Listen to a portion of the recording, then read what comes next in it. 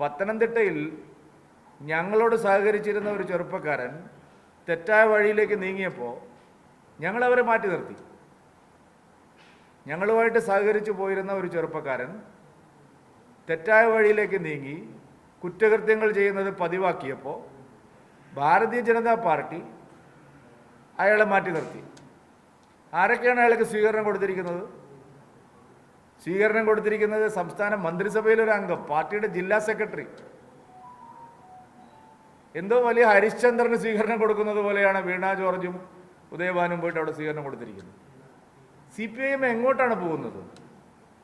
കോട്ടയം ജില്ലയിൽ അറിയാതെ ഒരു ക്രിമിനൽ കേസ് പ്രതിയായിട്ടുള്ള ഒരാളെ പാർട്ടി മെമ്പർഷിപ്പ് കൊടുത്തു. ആളറിയാതെ 5 മിനിറ്റിനകം വിവരം അറിഞ്ഞ ഉടനെ ഞാൻ അയാളെ സസ്പെൻഡ് ചെയ്തു പാർട്ടിയിൽ.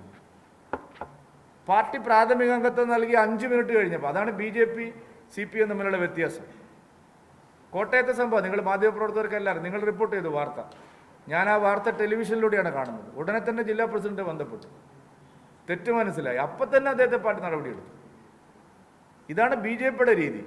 പത്തനംതിട്ട ജില്ലയിൽ ഇങ്ങനെ ഒരു സംഭവം കണ്ടപ്പോൾ ഞങ്ങളെ പാർട്ടി ആലോചിച്ച് അയാളെ മാറ്റി നിർത്തി. അയാൾക്ക് വലിയ സ്വീകരണം കൊടുത്തിരിക്കുകയാണ്. ഏതോ വിപ്ലവകാരി പാർട്ടിയിലേക്ക് വന്നു, ചെഗുവേരയുടെ ബനിയനൊക്കെ ഇട്ട് അദ്ദേഹത്തെ സ്വീകരിച്ചിരിക്കുകയാണ്. അപ്പോൾ പാർട്ടി തിരുത്തുകയാണോ? CPIM പാർട്ടി തെറ്റ് തിരുത്തുകയല്ല, തെറ്റിൽ നിന്ന് കൂടുതൽ കൂടുതൽ തെറ്റിലേക്ക് പോവുകയാണ്. SFIയെ ന്യായീകരിക്കുന്ന മുഖ്യമന്ത്രി, അദ്ദേഹത്തിൻ്റെ ആഭ്യന്തര വകുപ്പ് കൊയിലാണ്ടിയിലെ പ്രിൻസിപ്പൽക്കെതിരെ കേസെടുത്തിരിക്കുക. എല്ലാ ചാനലുകളിലും ദൃശ്യങ്ങൾ വന്നതാണ്. മാധ്യമങ്ങളിലും സാമൂഹ്യ മാധ്യമങ്ങളിലും കൊയിലാണ്ടി കോളേജിൽ SFI നടത്തുന്ന അതിക്രമത്തിൻ്റെ എല്ലാ ദൃശ്യങ്ങളും വന്നതാണ്. കാലടിച്ചു മുറിക്കും എന്ന് പറയുന്നത്, ആക്രമിക്കുന്നത്, ബെഞ്ചും ഡെസ്കും എടുത്ത് അടിക്കുന്നത്, ഇതെല്ലാം നമ്മൾ കണ്ടതാണ്. ഇപ്പോൾ എന്താ സംഭവിച്ചിരിക്കുന്നത്? ഈ SFI ക്രിമിനലുകളെ അറസ്റ്റ് ചെയ്ത് ജയിലിൽ അടയ്ക്കുന്നതിന് പകരം പോലീസുകാർ 7 വർഷം തടവ് ലഭിക്കാവുന്ന കുറ്റമാണ് താങ്കൾ ചെയ്തിരിക്കുന്നത്, അതുകൊണ്ട് ഇമ്മീഡിയറ്റ് ആയിട്ട് ഹാജരാവണമെന്ന് പറഞ്ഞിരിക്കുന്നു. നോക്കൂ, നിങ്ങൾ അക്രമകാരികളെ അമർച്ച ചെയ്ത് പാർട്ടി തെറ്റുതിരുത്തുന്നതിന് പകരം എന്താണ് സംഭവിച്ചുകൊണ്ടിരിക്കുന്നത്? പ്രധാനാധ്യാപകനെ അറസ്റ്റ് ചെയ്യാനാണ് പോകുന്നത്. കണ്ണൂർ ജില്ലയിൽ വ്യാപകമായി സ്വർണ്ണക്കള്ളക്കടത്ത്, സ്വർണം കൊണ്ടുപോകുന്നവരെ പൊട്ടിക്കുന്ന സംഘങ്ങൾ എല്ലാ CPM നേതാക്കളാണ്. അനുഭാവികളൊന്നുമില്ല, പാർട്ടി മെമ്പർമാർ. CPIMലെ നേതാക്കന്മാരുടെ ആശ്രിത വത്സരന്മാരായിട്ടുള്ള അല്ലെങ്കിൽ അനുയായികളായിട്ടുള്ള പാർട്ടി ക്രിമിനലുകൾ അവിടെ നടത്തുന്ന മാഫിയ പ്രവർത്തനം ഇത് ആദ്യമായിട്ടല്ലല്ലോ നമ്മൾ റിപ്പോർട്ട് ചെയ്യുന്നത്, ജനങ്ങൾ പ്രതികരിക്കുന്നത്. അവിടെ വ്യാപകമായ രീതിയിലുള്ള കോറി മലകളെല്ലാം തുരത്തിയിട്ട് പാറ പൊട്ടിക്കുന്നതിന് കാവൽ നിൽക്കുന്നത് CPMകാരാണ്. അവിടെ വ്യാപകമായിട്ട് മുട്ടക്കുന്നുകൾ എന്ന് പറഞ്ഞാൽ കോൾമുട്ടകളടക്കം കണ്ണൂരിലെ ഏറ്റവും പ്രധാനപ്പെട്ട ഒരു പാരിസ്ഥിതിക പ്രശ്നമായിട്ട് ഇത് വന്നിരിക്കുകയാണ്. കോൾമുട്ടകൾ എന്ന് പറയുന്നത് ഒരു തരത്തിൽ പറഞ്ഞാൽ ഒരു ജലസംഭരണിയാണ്. ആയിരക്കണക്കിന് ഹെക്ടർ സ്ഥലത്തേക്കുള്ള ജലസംഭരണിയായി പ്രകൃതി തന്നെ കണക്കാക്കിയിട്ടുള്ള കോൾമുട്ടകൾ എല്ലാം ഇടിച്ചു നിരത്തി ചെങ്കൽ ഖനനവും അതുപോലെ മണ്ണ് നിരത്തലുമാണ് അവിടെ നടക്കുന്നത്.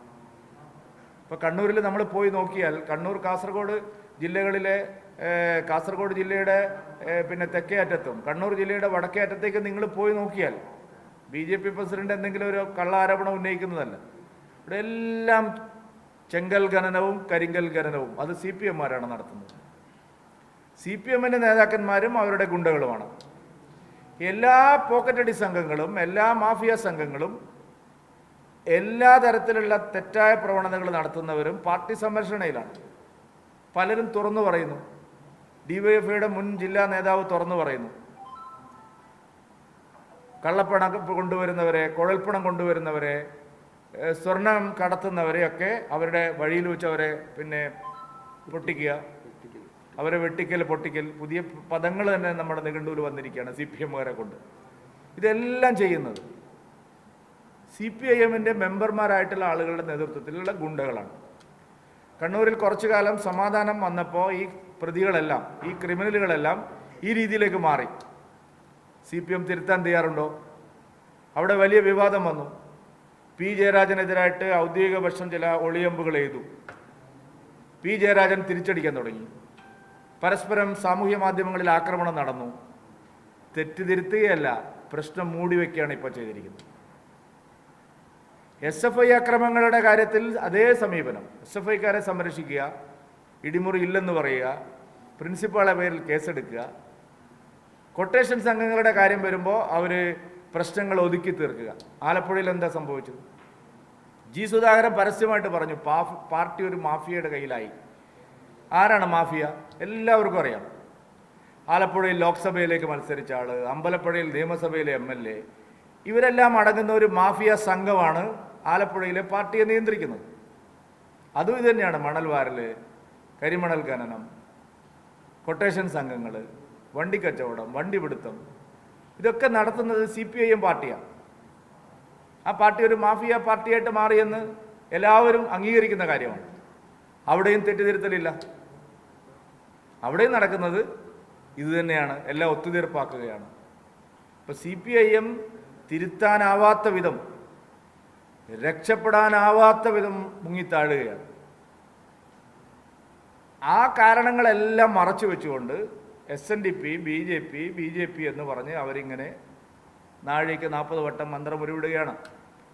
ഇത് നടക്കാൻ പോകുന്നില്ല എന്ന് പറയാനാണ് ഞാൻ ആഗ്രഹിക്കുന്നത്.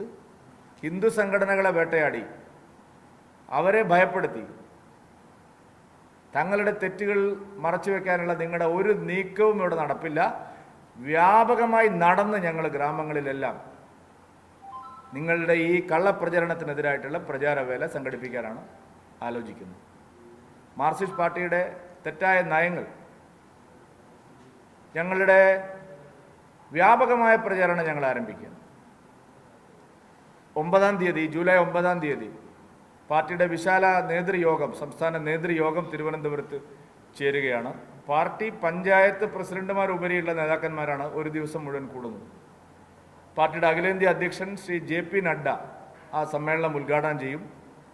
വരും ദിവസങ്ങളിൽ, വരും മാസങ്ങളിലുള്ള ഈ പ്രചാരണം, അതിൻ്റെ വിശദാംശങ്ങൾ ഞങ്ങൾ അവിടെ ആസൂത്രണം ചെയ്യും. വ്യാപകമായിട്ടുള്ള പ്രചാരണം, സർക്കാരിൻ്റെ അനീതിക്കെതിരായിട്ടുള്ള വ്യാപകമായ പ്രതിഷേധങ്ങൾ, സമരങ്ങൾ, തെറ്റായ നടപടികൾക്കെതിരായിട്ട് ശക്തമായി നടത്താനാണ് ഈ തെരഞ്ഞെടുപ്പിലെ ജനങ്ങൾ ഞങ്ങൾക്ക് നൽകിയ സന്ദേശം. വോട്ട് ഞങ്ങൾക്ക് നൽകി. ഭരണവിരുദ്ധ വികാരത്തിൻ്റെ സമ്പൂർണ്ണമായിട്ടുള്ള പ്രയോജനം ഈ തെരഞ്ഞെടുപ്പിൽ ജനങ്ങൾ ഞങ്ങൾക്കാണ് നൽകിയത്, UDFനല്ല. അതുകൊണ്ട് കേരളത്തിൽ ക്രിയാത്മകമായ പ്രതിപക്ഷമായി, ജനങ്ങളുടെ പ്രശ്നമായി ഈ ആശയങ്ങളെല്ലാം ഉയർത്തിപ്പിടിച്ചുകൊണ്ട് പ്രക്ഷോഭങ്ങളും പ്രചാരണ വേലകളും. പാർട്ടി നടപടിയെടുത്ത് മാറ്റിയ ഒരാളെ സ്വീകരിക്കുന്നത് എന്തിൻ്റെ പേരിലാണ്? അത് ജില്ലാ സെക്രട്ടറിയും മന്ത്രിയൊക്കെ സ്വീകരിക്കാൻ മാത്രം ഇയാൾ ആരാണ്? അപ്പോൾ ഒറ്റ കാര്യമുള്ളൂ, ക്രിമിനൽ പശ്ചാത്തലമുള്ള ആളുകളെ കൂടെ നിർത്തണം. അവിടെ പമ്പയിൽ അറിയാലോ, മണൽ വാരൽ, പല പല ഉദ്ദേശങ്ങളുണ്ടാവും. അതിനുവേണ്ടിയാണ്.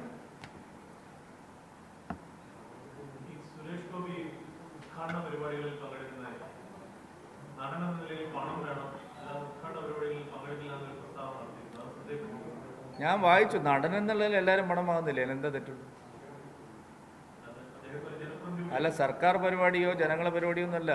സിനിമാ നടൻ എന്നുള്ള നിലയിൽ ആൾക്കാർ വിളിക്കുന്ന പരിപാടികളായിരിക്കും ഉദ്ദേശിച്ചത്. സിനിമാ നടന്മാരെല്ലാം പണം വാങ്ങുന്നില്ല. മുകേഷ് വാങ്ങുന്നില്ലേ? ഗണേഷ് കുമാർ വാങ്ങുന്നില്ലേ? അതിനൊന്നും വലിയ പരാതി എന്തിനാണ് കൊണ്ടുവരുന്നത്? അദ്ദേഹം സിനിമാ നടനാണെന്ന്, അദ്ദേഹം സിനിമ ചെയ്യുന്ന ആളാണ്. അപ്പോൾ അദ്ദേഹത്തിൻ്റെതായിട്ടുള്ള ആവശ്യങ്ങളുണ്ടാവും. സിനിമാ നടന്മാരെ ഉദ്ഘാടനത്തിന് വിളിക്കുന്നത്, കച്ചവട സ്ഥാപനങ്ങളൊക്കെ ഉദ്ഘാടനത്തിന് വിളിക്കുന്നത് വെറുതെയാണ്. അവർക്ക് വലിയ ലാഭമല്ല അതുകൊണ്ടുണ്ടാവുന്നത്. മറ്റു കാര്യങ്ങളെ നിങ്ങൾ തെറ്റായി വ്യാഖ്യാനിക്കുകയാണ്. ഇപ്പോൾ വ്യാപാര സ്ഥാപനങ്ങൾ, കച്ചവട സ്ഥാപനങ്ങളൊക്കെ നടന്മാരെ പിന്നാലെ ഓടുന്നത് എന്തിനാണ്? അവർക്ക് അതുകൊണ്ടുള്ള പബ്ലിസിറ്റിക്ക് വേണ്ടിയല്ലേ?